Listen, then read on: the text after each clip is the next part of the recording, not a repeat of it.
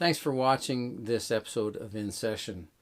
I'm working on Sierra del Agua by Vicente Amigo with one of my students, and there's a passage which requires this full bar. And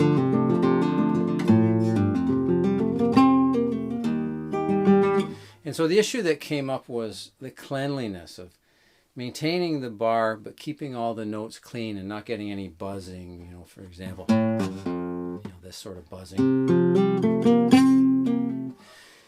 And there are a few simple things that you can keep in mind in order to accomplish that. It doesn't require you to press harder. It's just all about the approach and positioning. And an exercise that's very useful for working on this bar and the cleanliness is to just play a major scale, start up the neck. So here I'm in 7th position, starting with a B in my bass. And I'm going to climb up the major scale. First, we're going to approach it with 1 finger per fret. So what that means is that anything in this fret is finger 1, next fret, finger 2, next fret, finger 3. And then finger 4 will handle the next fret and anything above. And keep that fingering, because at the same time as we're working on our bar, we can also work on the reach of our hand and get a little bit extra benefit out of this. So we're going to play a major scale holding the bar in place. And again, we're starting higher up the neck where we have narrower frets, and then we'll work our way down to increase our reach. So to play the major scale, we're going to have fingers 1, 3, 4. Now I'll try to keep the unused fingers out of the way as much as I can. We've got 1, 3, 4, 1, 3, 4. Again, keeping that bar in place. And you can see that it's tucked in nice and close to that fret. It's not over top of the fret, because that would mute our strings, but it's just behind. And you don't need a lot of force that way either. Experiment with what's the gentlest pressure that you can apply and still get a clean note, and experiment with that. So again, string 6 and 5, we've got 1, 3, 4, 1, 3, 4. Now on string 4, we've got fingers 2, 3, 4. String 3, 2, 3.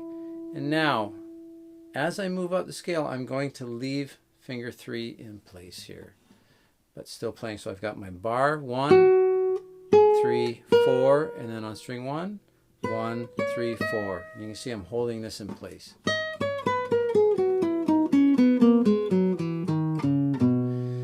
And when you play this, I want you to focus on, don't worry about speed. It's not at all about speed. This is about having a clean bar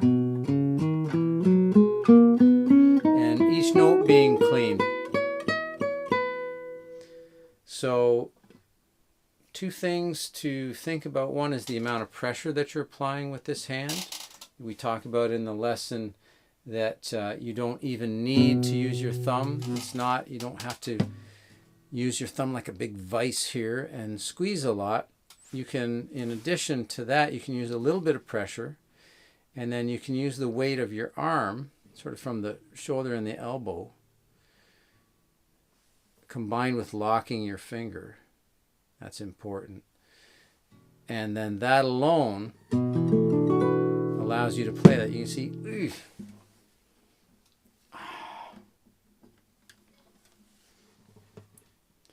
you see, even without using my thumb, I can still get those notes.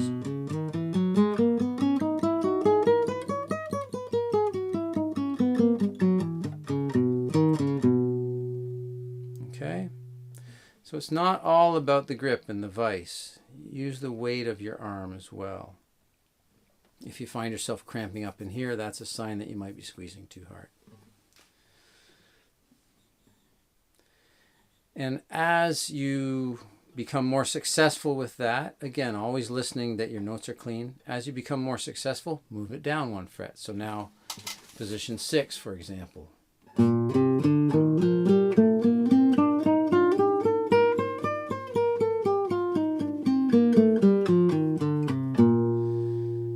Position 5.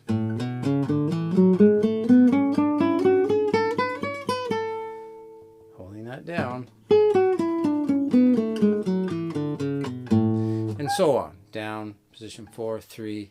And that will work your bar and also work your reach. So let's watch the lesson in progress. And so the left hand's not too clean there. And it could be the bar. Yeah. So when you get this bar, especially, I'm hearing it when you go to string 5. So what you might need to do, watch that your finger's not leaning back too far this way, moving too far away from the frets. Because when you do this, it sort of rocks a little bit. So watch that it's not moving too far back from the fret. Try to keep it nice and parallel. And the other thing is, if you need to add a little bit more pressure on these bass strings, then try to sort of, from this knuckle, try to, bend it back a bit so you get a little extra pressure. And the other thing is I know it's a bit of a stretch, but when you play your other notes, make sure that your fingers are tucked in nice and close to the fret too. Watch. Right, when I play this note close to the fret, these are all close to the fret. So you want to combine those two things. That bar, all right, your bar is close to the fret and has to stay firm all the way through here. And then your other fingers, make sure that they're playing close to the fret so we can keep that nice and clean, okay? Is it on the high end of the fret or the low? Oh, so you want to keep it, you're asking whether you should be here or here?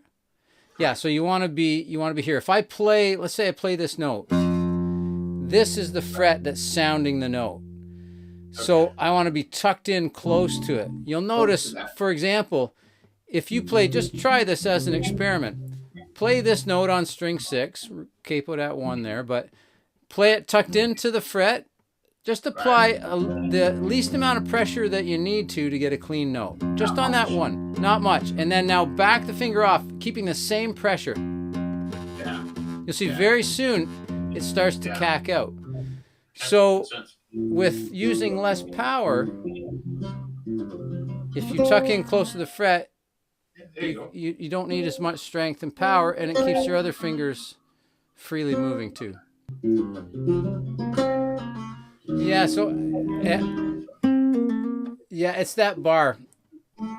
So keep that bar held and keep it firm all the way through. So even when you get to this, because we still pull off to the bar there. Yep. So you got to make sure that that bar is still firm, close to the fret, firm, and going to give you a clean note. Take it slow. Take it slow and listen to each note. Yeah. Okay, that's better. One good exercise to do is playing a scale with holding that bar down. And you're going to start with your bar in place. Okay. And now remember that the bar doesn't have to be this vice grip, between your thumb and your index. You can get that, you can get all the notes that you need really just with the weight of your arm, sort of from the shoulder and the elbow, pulling back a little bit and countering with this arm. Okay. If you need to, just if you find that your thumb is starting to cramp and you're getting cramps in here, ease off on the grip and use the weight of your arms a little bit more, okay? So let's start at fret 7. So we've had 1, 3, 4, 1, 3, 4, 2, 3, 4, 2, 3. And now we're going to end, same thing we had on strings 6 and 5, we're going to have on strings 2 and 3. So it'll be 1, 3, 4, 1, 3, 4. Okay. Well, let's go slower and keep it nice and clean. Yeah, so Jim, I'm going to give you one more thing with that. So watch, as I go up the scale, watch what happens when I go, watch what happens on string 3 as I move from string 3 to string 2. Watch this finger. We're going to hold it in place, okay? Okay.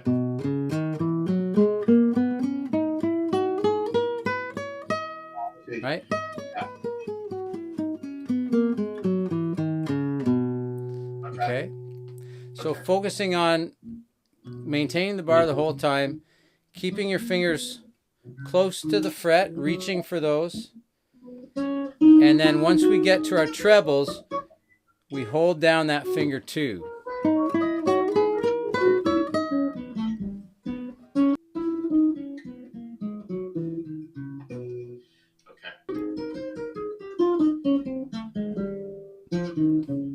So that pinky note, you buzzed on each of those bass strings with that pinky note.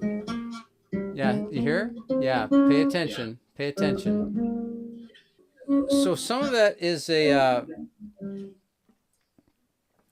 you're using the muscles to spread the finger sideways. You know, especially when we hold down our finger 2 and we reach for these top notes.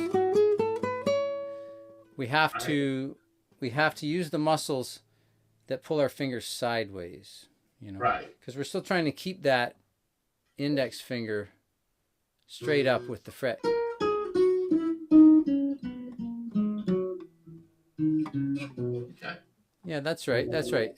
So just do it slow. There's no speed on there. So